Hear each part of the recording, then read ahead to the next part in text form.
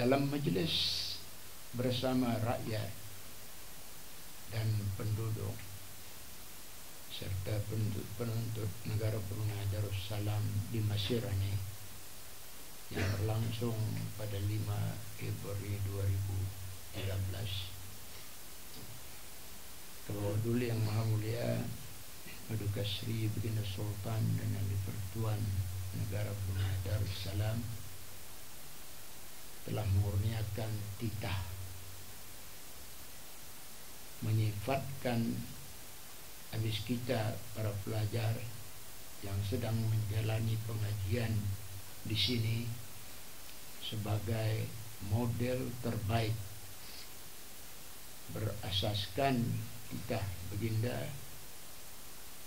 calak atau acuan keilmuan habis kita ialah agama samawi yang paling tinggi lagi suci, yaitu tidak lain tidak bukan agama Islam.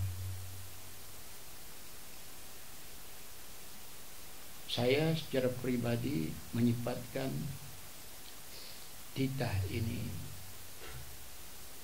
adalah 100% benar.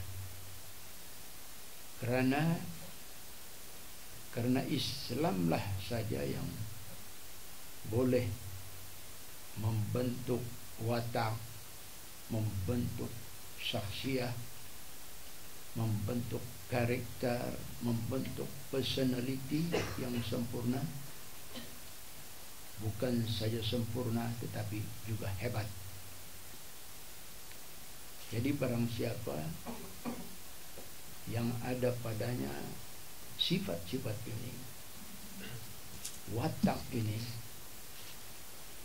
karakter ini, personality ini yang baik dan hebat itu, maka dialah yang berhak dicontohi atau diikut. Dialah model yang terbaik itu.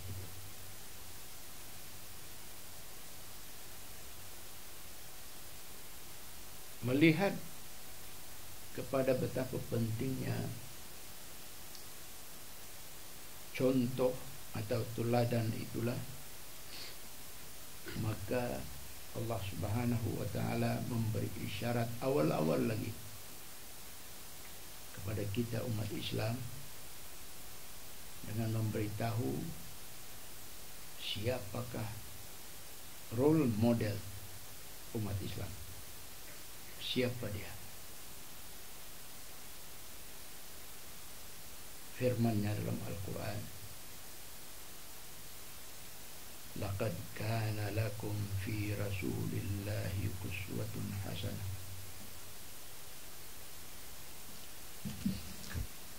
Tafsirnya,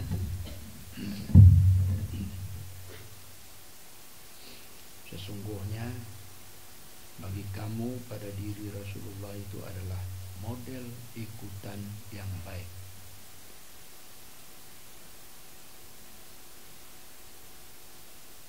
Allah tidak berfirman misalnya laqad kana lakum fi rasulillahi khatibun mahirun, sesungguhnya bagi kamu pada diri Rasulullah itu adalah seorang pemidatu yang mahir. Tidak. Atau Allah berfirman laqad kana lakum fi rasulillahi alimun nihrir, sesungguhnya bagi kamu pada diri Rasulullah itu adalah seorang yang paling berilmu, yang luas ilmu. Tidak. Tetapi Allah berfirman laqad kana lakum fi rasulillahi uswatun hasanah. Diminta kita supaya menjadikan Rasulullah itu sebagai contoh,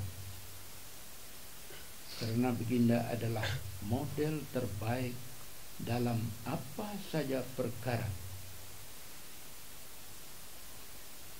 Allah sebut ini tepat-tepat. Allah tekan benar-benar perkara ini, uswatun hasanah. Khusus Allah menyebut Rasulullah itu adalah uswah, contoh ikutan. Apa rahsianya ini? Kalau orang belajar ilmu tafsir dan ilmu falsafah, ia akan gali rahsianya. Apa rahsianya ini? Rupa-rupanya Allah memang sudah tahu. Memang Allah tahu. Dalam pada dia ada menyebut itu pun, dia sudah sebut itu pun, masih saja ada lagi juga orang Islam sendiri yang turut mencari-cari uswah yang lain, mencari-cari contoh tauladan yang lain, ikutan yang lain. Ini kenyataan. Berapa ramai orang Islam masih berpaling, masih menoleh ke barat untuk memilih orang barat sebagai ikutan, atau berpaling ke timur untuk mencari, memilih ikutan dari orang timur. Malah juga orang Islam ada yang lebih lancar dan lebih kerap menyebut nama-nama besar orang barat atau orang timur dari dia menyebut nama Nabi Muhammad sallallahu alaihi wasallam. Ada atau tidak perkara macam ini? Ada, berjurit. Berlaku ini. Bukan tidak berlaku. Ia berlaku kepada semua peringkat orang. Berlaku kepada ahli-ahli politik, berlaku kepada ahli-ahli ekonomi, berlaku kepada ahli-ahli akademik, berlaku kepada ahli-ahli sastra, kepada ahli fikir, malah kepada pelajar, kepada penuntut dan belia, serta juga kanak-kanak.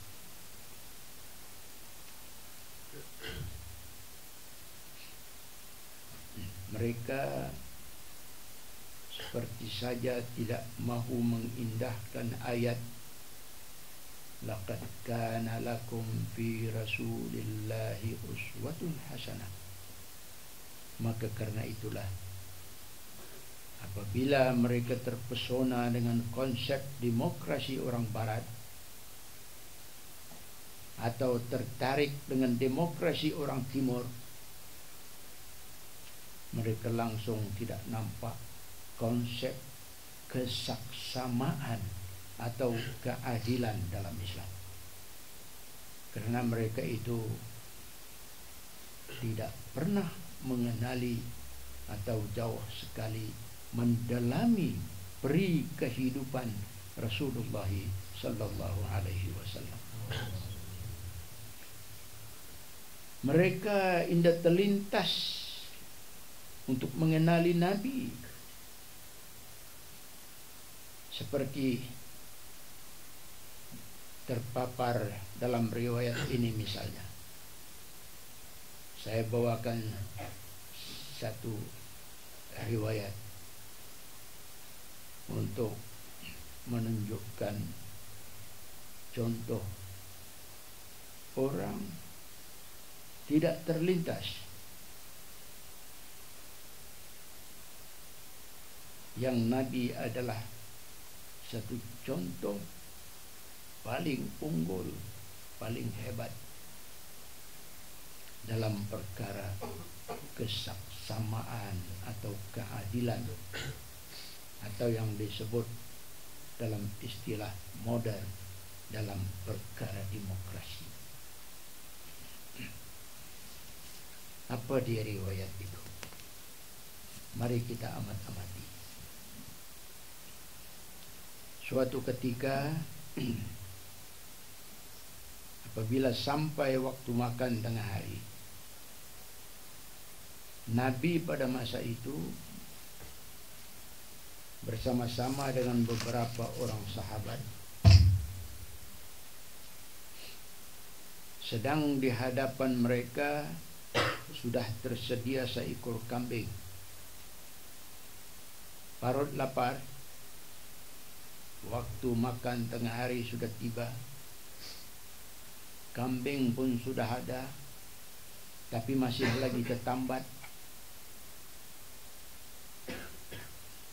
belum lagi ditumbangkan, belum disembelih. Berkata seorang daripada mereka, "Ana alayya dabhuha." Biar saya menyembelihnya.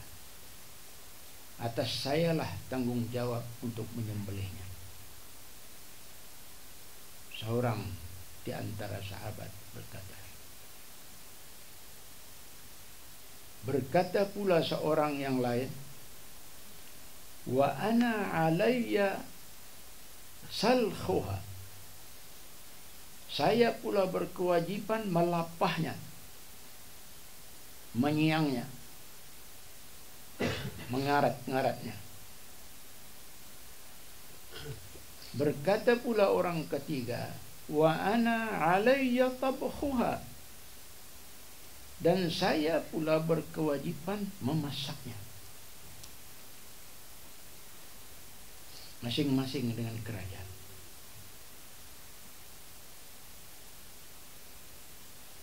Selepas itu Rasulullah sallallahu alaihi wasallam pula bersabda, "Wa ana alayya jam'ul hatab."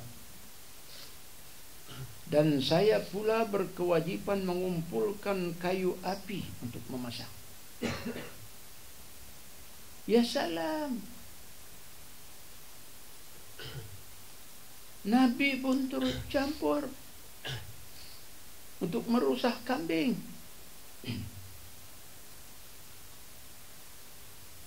Nabi mengumpulkan kayu api. Mendengar ini spontan para sahabat berkata, "Ya Rasulullah, nawaddu an na'mala litastariha anta atajma'ul hatab." Wahai Rasulullah, kami mahu biar kami saja yang membuatnya. Adapun Tuhan istirahatlah. Istirahatlah saja. Adakah patut bagi Tuhan mengumpulkan kayu api?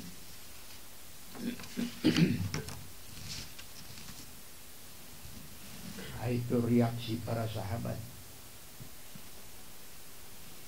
Apabila Nabi sallallahu alaihi wasallam pun mahu turut campur sama mengerjakan kambing untuk makan tengah hari. Apa respon Rasulullah sallallahu alaihi wasallam atas reaksi para sahabat ini? Adakah baginda mahu membatalkan keputusannya untuk mengumpulkan kayu api? Atau apa sabdanya? Mari kita perhatikan sabda baginda sallallahu alaihi wasallam. Wallahi la ajlisu wa antum ta'malun. Inna Allah yakrahu min 'abdihi ay yakuna mutamayyizan ala ikhwanih. Demi Allah, saya tidak akan duduk diam sedang kamu bekerja. Sesungguhnya Allah itu benci kepada hambanya yang membedakan diri dari kawan-kawannya. Ini contoh, saudara, ini contoh. Ini dia tauladan. Ini dia uswah. Ini dia qudwah. Mana ada contoh? Mana ada tauladan? Mana ada uswah? Dan mana ada qudwah yang lebih tinggi daripada ini? Boleh cabar, tidak ada.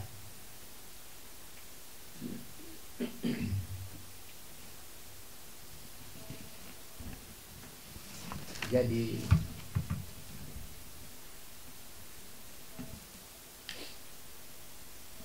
di mana rasionalnya kita mahu mencari contoh yang lain dari Nabi kita Sayyidina Muhammad sallallahu alaihi wasallam. Di mana rasionalnya kita mahu mencari ikutan lain dari Nabi kita Sayyidina Muhammad sallallahu alaihi wasallam. Satu kerja mengarut. Kalau hendak cari contoh yang lain daripada Rasulullah sallallahu alaihi wasallam. Ya jangan cari. Jangan cari dalam mana-mana fahaman. Jangan cari dalam mana-mana ideologi. Tetapi cari ajaran Rasulullah sallallahu alaihi wasallam. Cari ia dalam Islam. Ada di sana. Ada dalam agama Allah Subhanahu wa taala ini.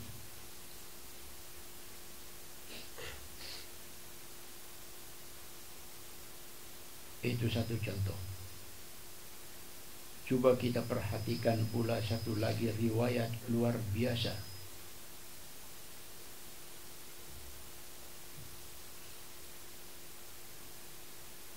Umar bin Abdul Aziz Ridwanullah alaih, sebaik-baik sahaja beliau itu menduduki kursi khilafah, apa kerja yang mula-mula sekali dilakukan oleh beliau? Nah, ini satu kerja luar biasa lagi.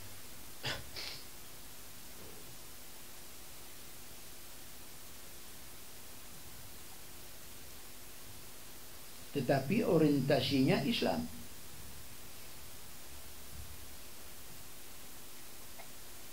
Memang banyak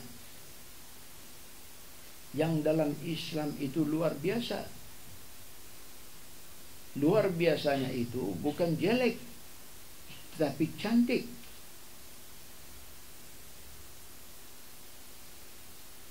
Kelakuan ahli-ahli surga juga kadang-kadang kelihatan luar biasa.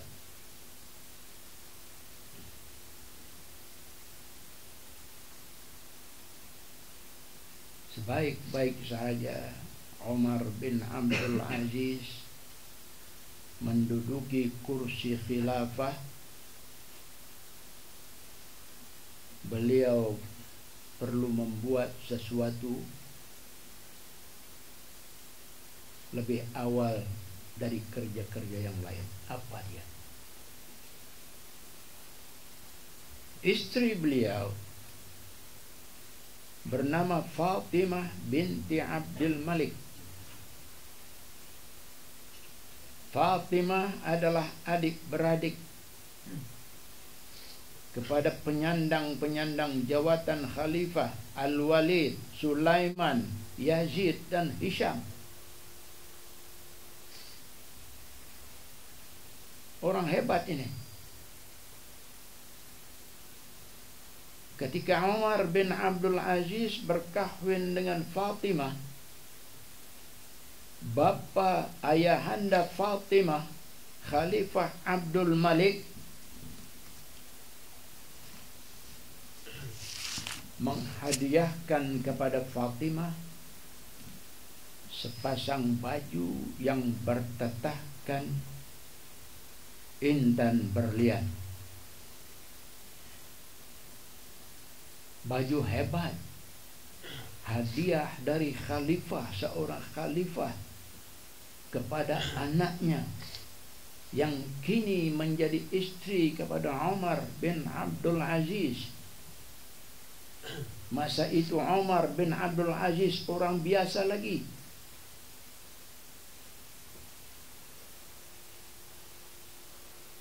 Ya, maklum saja putri khalifah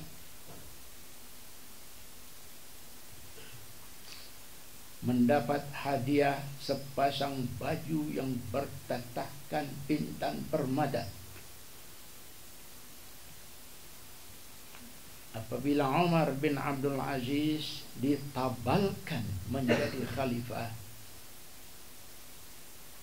kerja yang mula-mula sekali dilakukannya ialah memanggil istrinya Fatimah dan berkata, "Ya Fatimah, aina thawbul ladzi ahdahu laki abuki?" Wahai Fatimah, mana dia baju yang dihadiahkan kepadamu oleh ayahandamu itu? Mana dia? Bertanya Fatimah balik, "Limada ya Amirul Mukminin?" Untuk apa wahai Amirul Mukminin? Untuk apa Tuhan tanyakan itu? Berkata Umar, "Li'adha'ahu fi baiti malil muslimin." Karena saya akan menaruhnya ke dalam rumah perbendaharaan harta orang-orang Islam. Itulah makanya saya tanya, mana dia baju itu? Mendengar itu, Fatimah terdiam, tidak berkata apa-apa.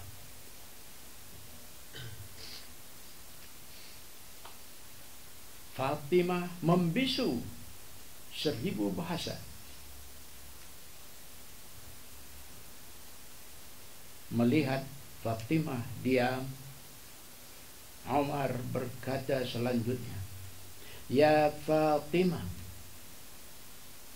ikhtari baini wa baina thawb, imma ana wa imma thawbuki."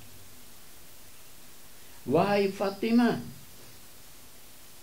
engkau boleh pilih di antara aku dan baju itu. Sama ada engkau memilihku atau engkau memilih bajumu itu.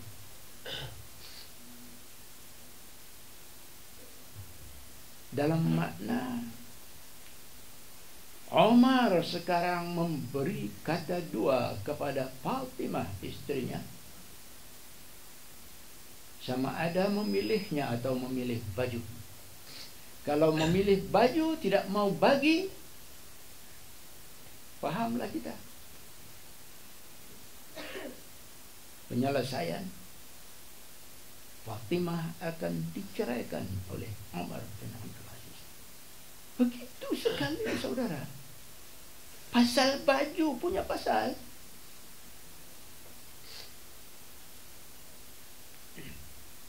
Tapi kita nak lihat kehebatan orang di sini. Mendengar ini, mendengar kata dua Umar bin Abdul Aziz, Fatimah berkata, "Bal akhtaruka ya Amirul Mukminin." Bahkan saya memilih Tuan wahai Amirul Mukminin, bukan baju.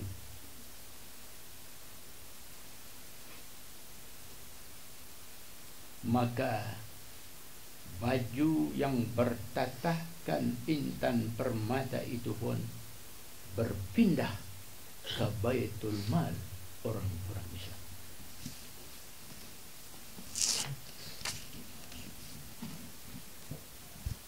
Umar bin Abdul Aziz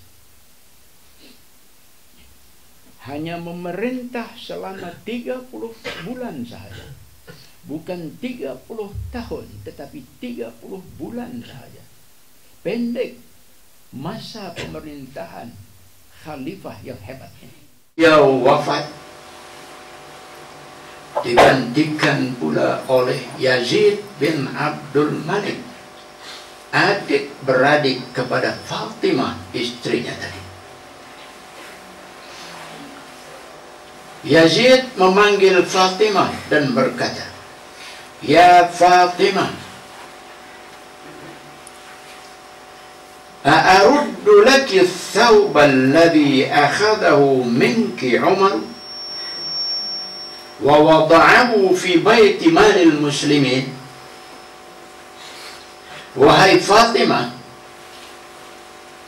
adakah aku akan balikkan semula kepadamu baju yang telah diambil oleh Umar daripadamu dan diletakkannya dalam perbendaharaan harta orang-orang Islam?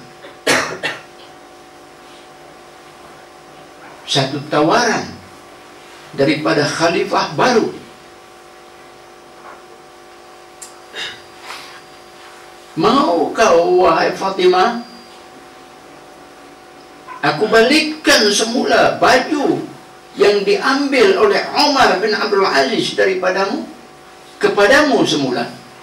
Mau kau? Kuasa sekarang di tangan Yazid, bukan Umar bin Abdul Aziz.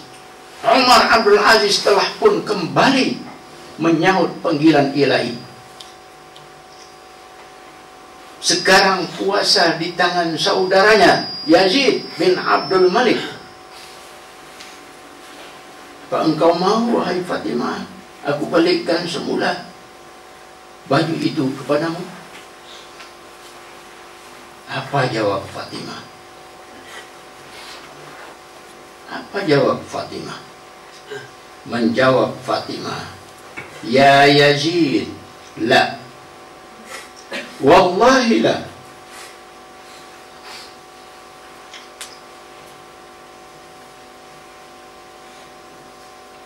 Ya Yazid, la.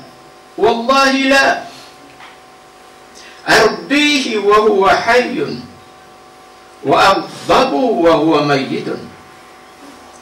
Wahai Yazid, tidak. Demi Allah, tidak. Aku menyukakan Umar bin Abdul Aziz semasa dia hidup, dan tiba-tiba aku juga akan menyebabkannya marah ketika dia sudah menjadi mayat. Tidak. Tidak. Apa begitu, saudara? Ini dia qudwah tertinggi. Ini dia uswah tertinggi yang diambil daripada Sayyidina Muhammad sallallahu alaihi wasallam, yang ditiru daripada Nabi dan daripada Islam. Fatimah tidak ambil dari demokratiyah, Fatimah tidak ambil dari syuyu'iyah, tetapi Fatimah ambil daripada Islam. Islam adalah menghormati guru, walaupun guru itu sudah tiada. Guru itu tidak mesti di sekolah, tidak mesti di bilik kuliah, tidak mesti. Guru juga boleh ada di rumah. Ibu bapa guru, suami guru, dan guru yang bernama Maha Guru pula ialah Rasulullah sallallahu alaihi wasallam.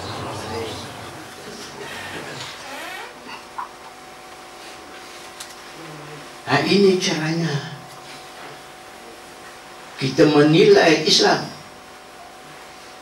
Ini caranya kita menilai Rasulullah sallallahu alaihi wasallam sebagai qudwah, sebagai uswah. Buat apa kita mau kemana-mana? Buat apa mau pusing ke barat?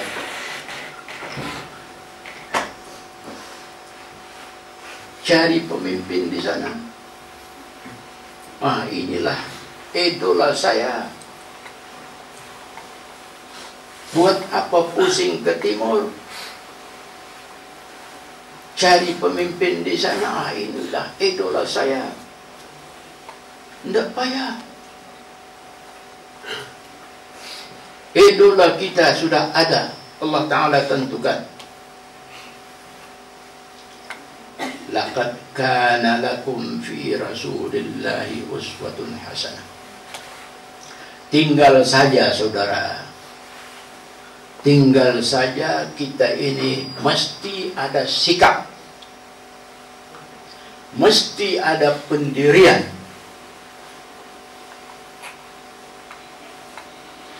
Tinggal saja mesti ada ini. Uswah sudah ada, qudwah sudah ada. Tinggal saja siapa kita, mana sikap kita, mana pendirian kita. Kamu penuntut, kata Lee Kuan Yew, kamu pergi ke ujung dunia, kamu bukan untuk ubah budaya. Kamu hanya untuk mengambil ilmu semata-mata. Ambil ilmu, bukan ubah budaya. Ini masalah sikap. Jadi betapa kita orang Islam, betapa kita penuntut Islam yang bercontohkan Rasulullah sallallahu alaihi wasallam. Betapa kita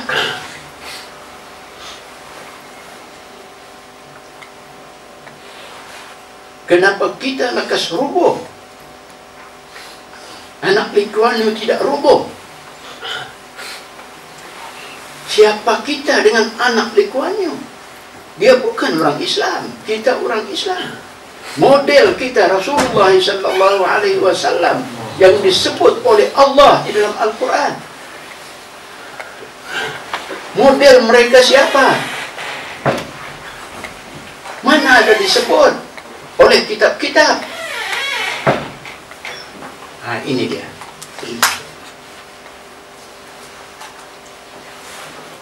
Dalam perkara ini,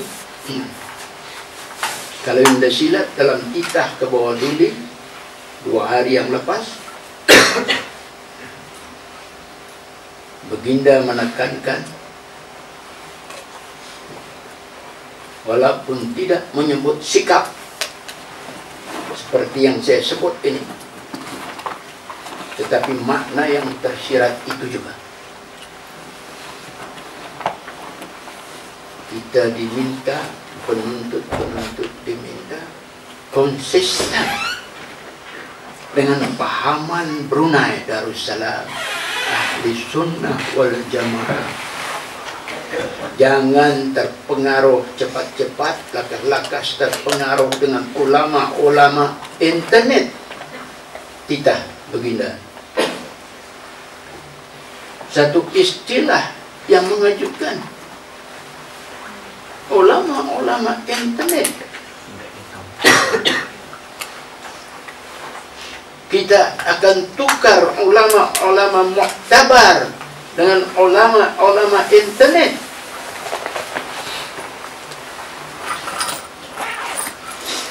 Cantik istilah itu. Cukup hebat, cukup kuat. Istilah yang dititahkan oleh Baginda Sultan.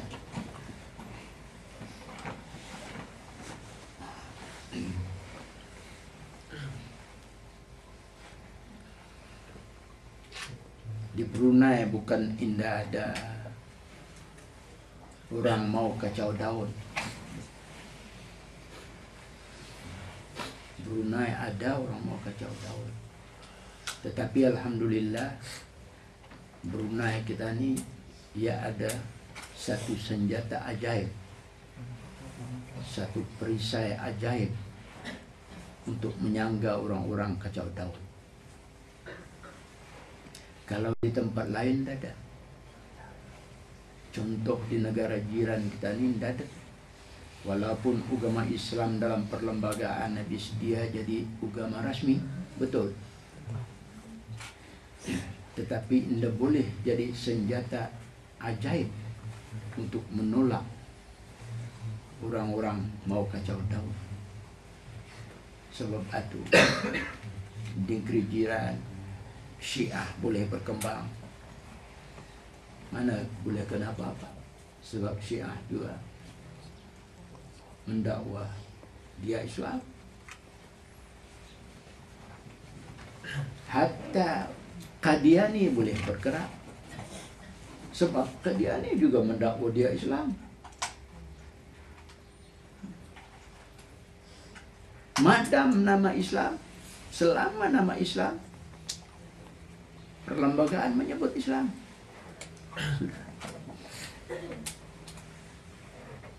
Hatta Bahai boleh bergerak,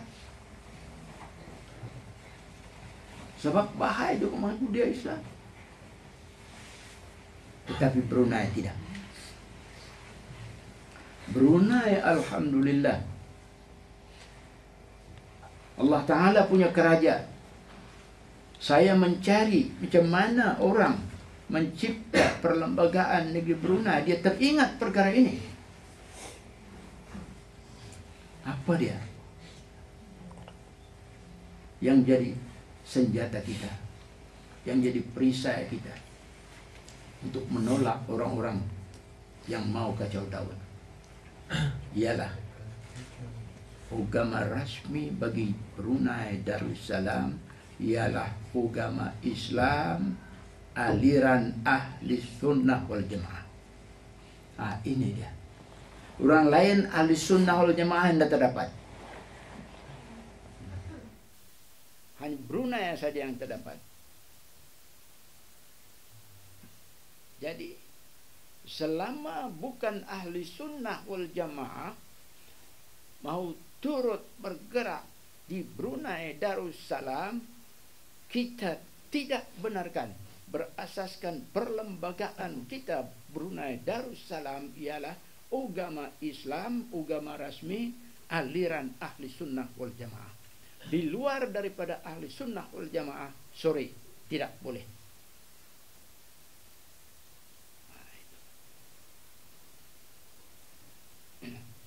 Nampak macam itu. Jadi habis kita semua ni, inilah tonggak-tonggak masa depan Brunei Darussalam untuk mempertahankan perlembagaan ini. Jangan biarkan ia diubah semacam ini. Anu lain kalau akan berubah, kita ini berapa peduli. Tapi anu semacam ini, jangan ia diubah. Jangan hilangkan aliran ahli sunnah wal jamaah dan mazhab Syafi'i, insyaAllah.